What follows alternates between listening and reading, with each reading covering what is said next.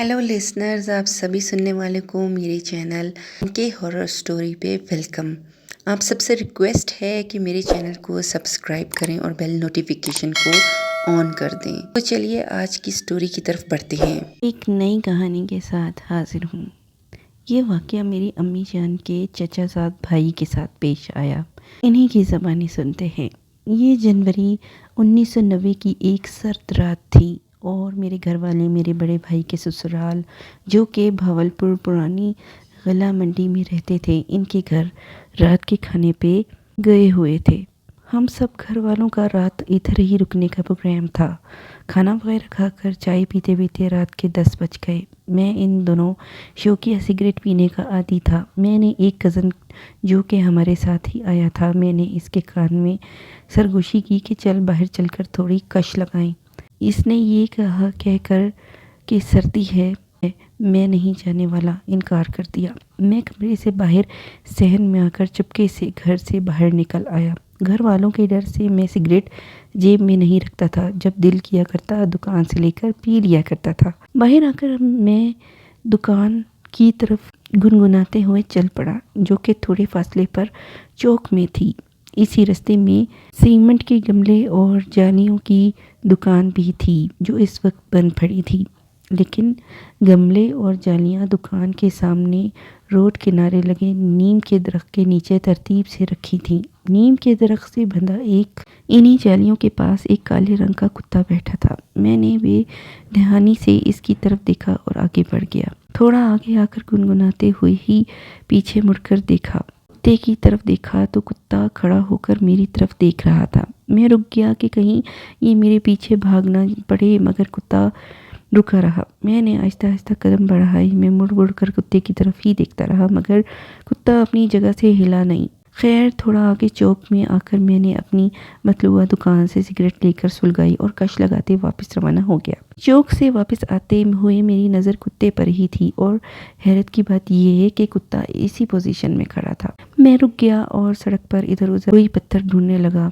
मुझे सड़क की दूसरी साइड पर टूटी ईंट का एक टुकड़ा पड़ा नज़र आया। मैंने वो उठाकर आहिस्ता आहिस्ता चलते में कुत्ते के बिल्कुल सामने फेंक दिया। कुत्ता खामोश खड़ा मुझे देख रहा था। ना कोई खड़खड़ाहट, ना कोई आवाज़, बिल्कुल खामोशी से मुझे घूरा जा रहा था। मैं इसके आगे से गुजर गया। दबाई सिगरेट जैसे मैं भूल चुका था। मैंने उंगलियां जलाकर अपने होने का एहसास दिलाया था।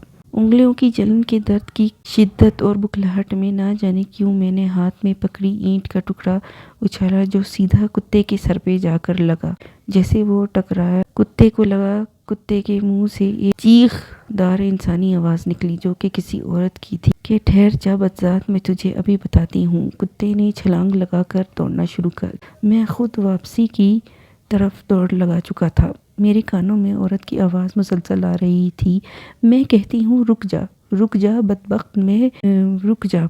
मैं दौड़ता दौड़ता दरवाजे तक पहुंचा। जैसे मैंने दरवाजे को धक्का देकर खोला, मेरे दाएं साइड पहलू से कोई स्याह लिबास में बिजली की तेज़ी से मुझसे पहले घर में दाखिल हो गया। मैं जैसे दरवाजे के अंदर दाखिल हुआ, सामने कमरे का दरवाज़ा खुला और घर वाले मुझे हैरानी से देखने लगे। वो शायद मेरे दरवाजे को धक्का देकर खोलने की आवाज़ से और मेरी बुखलाहट से हैरान थे। मैं भागकर कमरे में घुसा। मेरी सांस बहुत तेज़ चल रही थी और मेरा जिस्म पसीने में शराबूर था और पूरे जिस्म पर कपकपी तारी थी। मैं इन सब को बताना चाहता था, मगर मेरी आवाज़ नहीं निकल रही थी। सब मेरे गिर्द इकट्ठे होकर सवाल पे सवाल किए जा रहे थे। मेरे होठों से पानी लगाया गया। पानी के दो घूंट मेरे हलक से उतरे होंगे कि मुझे अपनी अम्मी के पीछे एक स्याह चेहरे और जर्द रंग आंखों वाली एक बुढ़िया नजर आई जो मुझे देखकर हंस रही थी। फिर मुझे कुछ याद नहीं। मेरे घर वाले कहते हैं मैं ऊंचा ऊंचा हंसने लगा और कुछ देर बाद बेहोश हो गया। कुछ देर बाद होश आया तो फिर हंसने लगा। सारी रात ऐसा होता रहा। सुबह आबाजान के पीर साहब तशरीफ़ लाए। उन्होंने दम किया और तावीज़ मेरे गले में पहनने को दिया तो होश में आकर मैंने रात को पेश आने वाला वाक़या बताया। अब्बा जान के साथ पीर साहब भी मेरी इस हरकत से नाराज़ हुए। अब्बा जान ने कहा कि ये ज़मीन हर मखलूक के लिए है, सिर्फ इंसान के लिए नहीं। عرصہ یہ واقعہ میرے دل دماغ میں رہا، پھر آہستہ آہستہ زندگی روٹین میں آ گئی، مگر کافی عرصہ وہ تعویذ میرے گلے میں ہی رہا۔